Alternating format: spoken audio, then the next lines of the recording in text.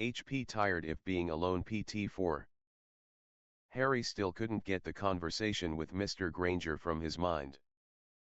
Most parents meeting their teenage daughter's boyfriend for the first time, especially the fathers, were all about threatening the life out of the boy to make sure the boy respects his daughter. In all of the years he'd been at Hogwarts, he never really thought about what it must be like for Muggle parents to send their children off into a world that they could never truly be a part of. It had to be terrifying for them, and then throw in the fact that she was in a relationship with someone who was at the center of this whole power struggle. He promised Mr. Granger that he wouldn't let her get hurt, that he'd protect her, and honestly it scared him. He wasn't sure if he could live up to the promise, but he knew damn well he'd try his best. Harry helped Hermione out of the car.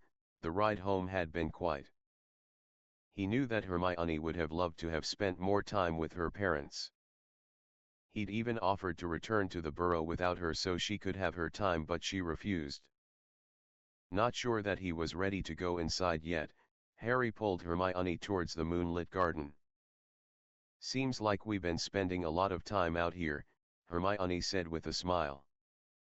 "So it seems," Harry said, pulling her to stand in front of him. He took her hands in his, lacing their fingers. "You've been quiet since we left my parents," she said. "Have a lot on my mind," he said, looking down at their hands. "You can talk to me, Harry," she said softly. "You are the most important thing in my life, Hermione.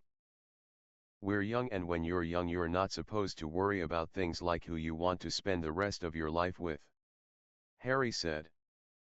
"Harry, let's be honest, you've never been young," Hermione said, looking up at him. "From the time that your parents were killed you've had the weight of the world on you." He nodded. "Still, I want you to know that this what we have, it's not a passing fancy." "I know, Harry," she assured him. "It's not really fair to you, Hermione."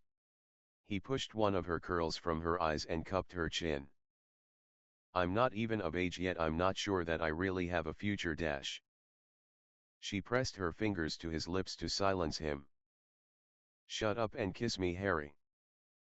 Harry gave her a small grin before covering her mouth with his own. His arms wrapped around her, pulling her flush against him, his tongue thrusting into her mouth, slowly causing her to gasp. Her hand fisted in the back of his hair. The only thing keeping Harry from feeling her heart pounding in her breast was the layers of clothing they both were wearing to protect them against the bitter cold. Slowly he pulled back and rested his forehead against hers. "We need to find some place where we can be alone," Harry said, his breath ragged. "I agree," Hermione gasped. "Soon," he promised her before kissing her again. They took a few more minutes to get their bodies under control before going into the house. Mrs. Weasley was still upset over the mashed parsnip incident, as everyone had come to think of it. Even Mr. Weasley wasn't safe from her wrath. Unable to handle the uncomfortable silence, Ginny and Fleur had excused herself under the pretense of going to bed. After saying good night to Harry, she headed up to the room the three of them shared. Arriving back at Hogwarts didn't have the same comforting feeling that Harry was used to. Everything seemed to become even more chaotic, if that was even possible. It started on the train when Harry saw Malfoy. He'd never seen him look down. He was pale, well paler, had dark rings under his eyes, and looked like he could break down at any moment. Harry actually kind of felt sorry for him, at least he would if it wasn't for the fact that he knew Malfoy had chosen to become a Death Eater. Then when they arrived back at the school, he was met with a message from Dumbledore with the time and date of their next lesson. It was a lesson that made even less sense after Dumbledore revealed a very confusing memory that had been given by Slughorn, who'd tapered with it to hide what had really happened. To keep anyone from knowing that unknowingly he'd helped a young Tom Riddle on his rise to becoming Voldemort. Harry knew that it involved something about Horcruxes and shared the limited information with Hermione and Ron. Hermione, being Hermione, buried herself in the library trying to find anything at all possible that might have been there, but so far was coming up with nothing. On top of all the strain of trying to find out what Malfoy was up to, and the assignment Dumbledore had given him, which was to procure the real memory from Slughorn, Harry hadn't really had much of a chance to think of anything else. That anything else was the promise he'd made to Hermione's father. He knew that he put Hermione in danger. The very fact that she was his girlfriend put her in danger. Voldemort had no conscience. From what he'd saw of his youth, he probably never had one. Throw in the fact that Hermione was of Muggle birth and meant more to Harry than anyone, well, that put a big old target on her and her family by association. The night after they'd had tea with them, Harry had talked to Bill and Mr. Weasley about what could be done to keep them safe. Bill agreed to put some protection charms in place and monitor their activity. The morning of March 1st had arrived before they knew it, and along with it Ron's 17th birthday. Hermione dropped her gift by the boys' dormitories before heading to the library, pour through the books in hopes that she would find something, anything for them to go on. There were a few books that she hadn't checked for the Horcruxes. She knew it was a long shot, but she was starting to get that helpless feeling that she tended to get when she couldn't find what exactly she was looking for. Not to mention the fact that it was information Harry needed. Needless to say, she was more than surprised when Lavender came running into the library in hysterics. After being severely scolded by Madame Pants, Hermione gathered her things and helped her friend from the library. "You need to breathe, you're going to hyperventilate," Hermione said, trying to calm her down. "What happened?" "It's Ron." She managed to get out in between sobs. "What about him?" she asked. "He..." Lavender's voice cracked before going into this high-pitched half-cry, half-shriek. Hermione was only able to understand about every other word. It was enough, however, for her to gather that he was in the hospital wing and in critical shape. The first thing that went through her mind was that whoever cursed Katie Bell might have cursed Ron as well. "We're going to hospital wing now, but you really must calm down, Lavender. It won't do Ron any good for you to be upsetting yourself to the point that you're ill," Hermione said, wrapping her arm around the girl and leading her away. Harry was pacing outside of the hospital wing with a grave look on his face. His arms were crossed over his chest, and by his expression alone it was quite clear that the outcome wasn't very good at all. Ginny was sitting on a bench with Dean, who had his arm wrapped around her, and she was crying. "What's happened?" Hermione asked after helping Lavender, who'd started sobbing again, sit down beside Ginny. Harry raked his hand through his messy hair and looked down at Hermione. "Do you remember back before Christmas, Romilda Vane, and the box of chocolates she'd forced me to take?" Hermione nodded, and Harry continued the story. "I'd meant to throw them in the fire and got distracted. We left for Christmas and I kinda forgot about them. This morning while Ron was opening his pile of gifts, I was looking for something in my trunk. Somehow those chocolates ended up mixed in with Ron's presents. They were laced with a love potion that was cured over time. And Ron's never met a chocolate cauldron he didn't like," Ginny added with a sniffle. "If that's all dash..." Hermione started, by Harry cut her off. "That's not all. I took him to Slughorn to brew an antidote which worked. Slughorn explains something about the effects of that strong of a love spell, and coming down from it leaves you kind of depressed. So he opened a bottle of mead. As soon as Ron took a drink he started ceasing. The mead was poisoned," Hermione said. She was trying to distract herself with the fact that Ron was actually very ill. The only thing she could think of was Romilda and her damn toxic chocolate. "Excuse me, Hermione," he asked as she turned and headed down the corridor. He knew that walk. That was her "I'm pissed off and gonna punch Malfoy in the face" walk. He'd only seen it once before, and this time he knew it wasn't Malfoy she was after. After sharply giving the fat lady the password, she walked into the common room and up to Romilda sitting around with a group of fourth years. The younger girl paled when she saw Hermione. Undoubtedly she'd heard that Ron was in the hospital wing, and why. Come with me, Hermione said. No. I don't have to, I haven't done anything wrong. Romilda protested, her voice shaking. Come with me, Hermione said again, trying very hard to keep her temper in control. No. Romilda protested.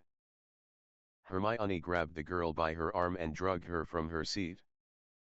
You and I are going to have a very long life discussion, she said, dragging the girl from the common room. I didn't poison him, she said. Yes, actually you did poison him, Romilda, Hermione said, her hand still firmly around the younger girl's upper arm. Not intentionally, you meant for Harry to eat those chocolates. Did you really think that it would work? If he didn't have you chasing after him, it would have, she said coolly. I never chased after Harry Potter, and it wouldn't have worked for many reasons. Firstly, that there are many people who'd like to see him hurt and dead. Do you really think he would have eaten something forced onto him by someone he barely knew? Secondly, I've known Harry since our first year here. I know him better than anyone. That's the reason he's with me, and not someone who wanted to trick him into thinking he was in love with him. What do you think would have happened if he would have found out? Do you think he would have still wanted to be with you? I didn't poison Ron, she said again, ignoring all the brutal truths Hermione had given her. Yes, you did. The love potion you put in those chocolate cauldrons is poison. It pollutes the system, it increases the endorphins, but it doesn't create love. A potion can't do that. What it creates is blind obsession and passion, and when both of those things run high, it can be dangerous. When a potion like that is left to cure, it makes it even stronger. Do you know what would have happened if Harry wouldn't have taken Ron to Slughorn? If he would have found you, he could have hurt you or raped you or both, or worse. I know that's not what you want. If Ron would have done those things, even though his will was taken away, it would have destroyed him. You know who else it would have hurt? Lavender. Has she ever done anything mean to you, Romilda? For that matter, have I ever done anything mean to you? I mean, after all, your little toxic chocolate was meant for Harry. Why are you doing this?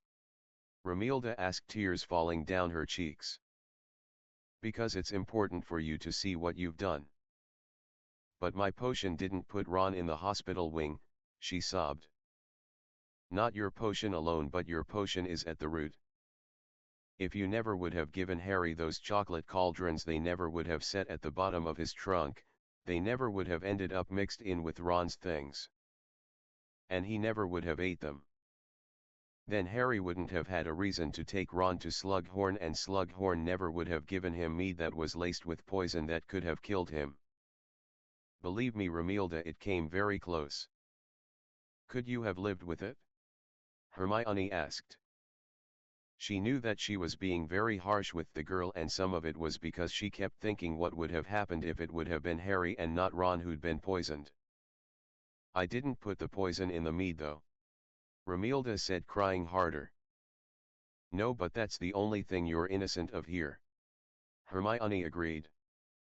Then why are you making me come to the hospital wing? Because you need to see what your love potion, which was at the root of this, has caused. Every decision we make, there are consequences. You disguised a love potion to get something you wanted, and that was wrong, even though at the time it seemed like a little thing that wouldn't hurt anyone. What happens when it's something bigger that can hurt a lot of people? If you don't learn from it now, later it might be too late. How is Ron? Hermione asked Harry, who was still waiting outside the hospital wing when she arrived back with Romilda. Better resting, he said, raising an eyebrow. Is everything okay? He asked. Hermione nodded. I thought it was important for Romilda here to see what magical mistakes can cause. Hermione and Harry lead Romilda into the wing to the bed where Ron was sleeping. He was pale, his eyes looked sunken. Lavender was much calmer since being allowed to be with Ron. Can I go now? Romilda asked softly. Yes, Hermione said. They were able to stay with Ron, who was in and out of consciousness for a while before Madame Pomfrey ran them out for dinner. On their way to the Great Hall, Harry looked down at Hermione. "Gonna tell me what that was all about?" he asked. Romilda needed to learn a lesson. What she did was wrong. She might not have poisoned the mead, but her love potion in a lot of ways is a poison, and in a lot of ways is just as dangerous. Hermione explained. He nodded. "Honestly, I thought you were gonna hit her." "Why would you think that?" She gave him a shocked look. "Well, you had the same look in your eyes that time you hit Malfoy." As she had every night since Harry had told her about the Horcrux, Hermione had spent every hour she had available in the library trying to find any bit of information on them that she could. Unfortunately, every time she came across the term, it was followed by a magic so dark that we dare not mention it here, or something along those lines. When the vilest books that were in the library wouldn't give you any information, that said a lot. It was a little disheartening. She almost felt like she did in their first year at Hogwarts, when she was trying to find out about the Sorcerer's Stone with no luck.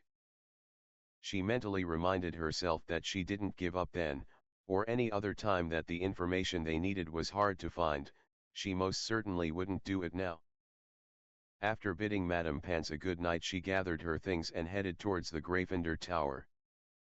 Harry was sitting at the couch in front of the fire in the deserted common room when Hermione came back juggling a stack of books. He grinned a little before standing up to help her. "A little light reading," he said in a teasing tone. "A little," she said, trying to sound annoyed but failing. "How's Ron doing?" "Better. I think he's starting to put on a bit. He's enjoying the attention he's getting from Lavender and everyone else," Harry said as they sat back down at the couch. "What's all of this?" He gestured to the books. "Well, so far I have been able to find anything about the," she lowered her voice, "Horcruxes. I mean, I've found mention of them, but all I know is that they're a very dark magic. Even the books praising the dark arts are afraid to mention them. These are a few books that I hadn't got to check before Madame Pants kicked me out for the evening. I wish I could figure out how to get the memory from Slughorn. After my last ambush tactic, he's made sure not to be alone with me." Harry raked his hand through his hair. "What about Veritaserum?" Hermione turning to face him and tucking her legs under her. Harry shook his head. "I suggested it to Dumbledore. He said that Slughorn would expect something like that and would be able to counteract it." "Well, Harry, Dumbledore wouldn't have given you the task if it was impossible." She reached over and took his hand in her own. "Can we not dwell on this right now?" he asked a little sharper than he meant to. Hermione nodded. Any other time she'd remind him that they really needed to figure this out. The defeated look in his eyes, however, kept her from saying anything.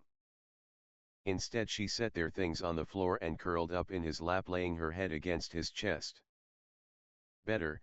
she asked, smiling up at him. "Loads."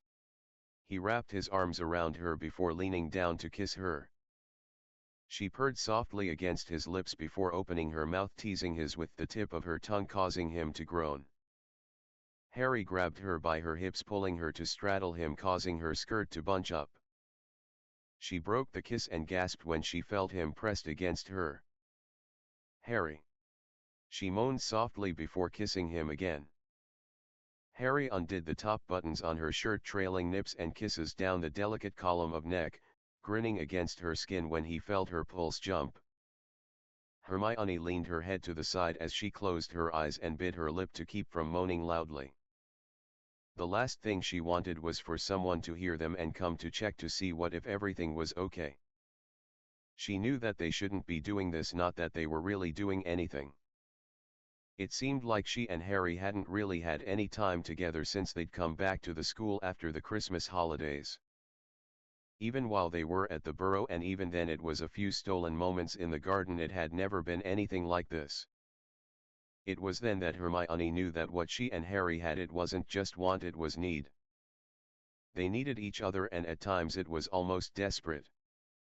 Gently she cupped his face in her hands and looked up at him. Her brown eyes burned into his green ones. "I love you, Harry," she said, kissing him tenderly. Before Harry had a chance to reply, the portrait hole swung open. "I'm completely cured," Ron exclaimed, walking into the room. Hermione's face turned bright red. She practically jumped off of Harry's lap and righted her clothes. "That's wonderful, Ronald. I'm just gonna go to bed now." She was holding her shirt together with one hand as she gathered her books and then ran up the spiral tower staircase to the girls' dorms. "Did I interrupt something?" Ron asked, his voice full of amusement. "I hate you, Ron," Harry said, his head dropping against the back of the couch in frustration. "I really hate you." "Harry, you're a bloody genius," Ron said, clapping Harry on the back as he joined him at the Gryffindor table for breakfast. It had been full week since Ron had been discharged from Madame Pomfrey's care, and in that time he'd managed to forgive his best friend for his horrible timing. Hermione, on the other hand, still flushed when Ron was around, which only made him tease her more. "What am I a genius for this time?" he asked, not looking up from his copy of the Daily Prophet that he'd been half-heartedly reading. "The Room of Requirement," Ron said, then lowered his voice as not to be overheard. "Took lab there to celebrate surviving my brush with death." "Yeah?" Harry asked, looking up. "Yeah, that room is amazing. I'm surprised that the founders didn't think that it might be used for this particular purpose. Well, anyway, we went inside and it was outfitted like something you'd see in a palace. You know, the curtains hung all over the place, a giant bed with millions of pillows. Roses and candles," Ron said, the whole while stuffing his face more and more with toast and scrambled eggs to the point where he almost started to choke before swallowing the food down. "So I take it as things went well?" Harry asked. "They did," Ron said, then grinned wider. "Very well, maybe you should take Hermione up there. You're less likely to be disturbed there than in the common room. Of course you'd have to fight for occupancy." When we were heading up, Malfoy was leaving it. Harry looked up, forgetting all about the prophet he'd been reading. "Malfoy was in the Room of Requirement?" he asked. "Yeah." Ron shrugged and shoveled another forkful of eggs into his mouth. "And you're just now mentioning it?" Harry asked, slightly annoyed. "I didn't think it was all that important," Ron said defensively. "I have been trying to figure out where he's been disappearing off the map to for ages." He took his glasses off and squeezed the bridge of his nose. "Right," Ron said, giving him a weird look. "Are you all right, Harry?" Hermione walked up and sat down beside of them. She still refused to look Ron in the eyes. "Fine," Harry said. "Ron figured out why Malfoy keeps disappearing off of the map." "Oh?" Hermione asked, pouring herself a glass of pumpkin juice. "He's using the Room of Requirement," Harry said, watching her. "That makes sense. The room can't be plotted. It's the reason why it was the perfect place for the DA meetings," Hermione said. "I wonder what he's using it for." Ron shrugged. "He's a weird bloke." "That can wait. We need to get that memory from Slughorn. Then we'll deal with Malfoy," Hermione said. "I take it as the library was a bust," Harry said, sliding his hand into hers under the table. Hermione nodded. "I've exhausted all of the books in the library. I started with the books that it would be practical for the information to be in. Let me tell you, there are some very revolting images and things in them." She shuddered. "When I couldn't find anything in there, I browsed everything else. The only information in that library about Horcruxes is that it's a magic so dark that they refuse to mention it." "That doesn't make sense," Riddle said, "in the tampered memory that he found the information in the library." Harry said. "Maybe Slughorn, after realizing his mistake, removed the books to cover his tracks," Ron said. "Maybe," Harry said. "Well, we have potions today, maybe you'll get lucky." Ron said. Harry grinned slowly. Maybe I will get lucky. Hermione's eyes locked with Harry's, the potion. They said together. Hermione and Ron went up the Gryffindor Tower with Harry. While I'm talking to Slughorn, I want both of you to keep an eye on the 7th floor corridor and on Malfoy, he said, giving them the map and his invisibility cloak. I thought Dumbledore told you to keep it with you at all times, Hermione said, folding it over her arm. Harry pulled the small bottle containing the Felix Felicis. I don't think I'll need it, he said before drinking half of it and tucking it back into the socks in his trunk. Feeling okay, mate? Ron asked when Harry stood up. Great, Harry said before grabbing Hermione and kissing her hard. Hermione laughed and pulled back. You have a job to do. Right, Harry said. I'm going to Hagrid's. You're supposed to find Slughorn, Hermione reminded him. I know, but I have a really good feeling about Hagrid's, he said. Hermione started to argue, but Ron stopped her. Just let him go with it. I'll be back soon, Harry assured her before slapping her on the ass and walking out. Hermione gasped and turned red again. Harry, please like and subscribe.